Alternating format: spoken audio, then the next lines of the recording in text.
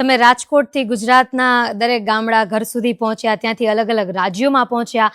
અત્યારે બાલાજી વેફર્સ એ ઇન્ટરનેશનલ પણ થઈ ગયું છે. અમે લંડન, કેનેડા, અમેરિકા ઘણી બધી જગ્યાઓ પર મળે છે બાલાજી વેફર્સની બધી પ્રોડક્ટ્સ મળે છે. તો એના માટે તમે શું કહેશો કે બહારના લોકો પણ તમને કોઈ એવા ફીડબેક્સ આપતા હોય છે તમારા પ્રોડક્ટ્સ વિશે? અરે, આ બહારના લોકો લગભગ 25 વર્ષથી આ ડિમાન્ડ કરતા હતા, જી.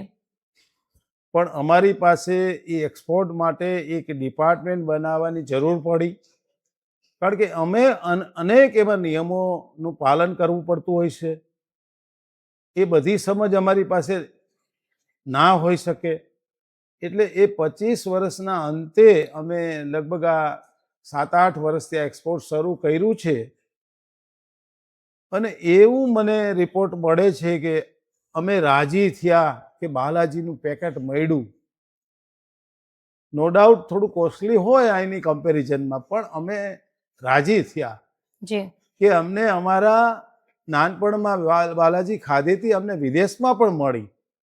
એટલે એમ રાજી થાય છે, એમ કહેવાય. એમ કસ્ટમર નહીં, પણ એમ કે અમને સુવિધા મળી. સુવિધા મળી. તો એનો અમને એક અનેરો આનંદ આવ્યો અને થોડુંક એમાં ફોકસ વધારે કરી અને જલ્દી પહોંચે એવા પ્રયત્ન કરી અને સારી ક્વોલિટી ટાઈમસર પહોંચે એવા અમે પ્રયત્ન કર્યા.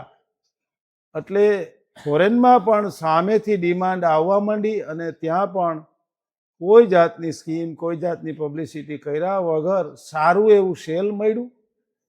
સેલ કરતાં આજે જે દેશના મોદી સાહેબ છે એના વિચારો એવા છે કે તમે એક્સપોર્ટ કરી અને બહારનું પૈસો ઇન્ડિયામાં લાવો. તો એ કંઈક અમને એમાં સફળતા મળી. એવી એને સ્કીમો પણ આપી કે તમે એક્સપોર્ટ વધારે કરી શકીએ. એટલે અમારા કસ્ટમરને પણ ફાયદો થયો અને આપણા દેશને પણ ફાયદો થયો અને કંપની પણ ફાયદો થયો.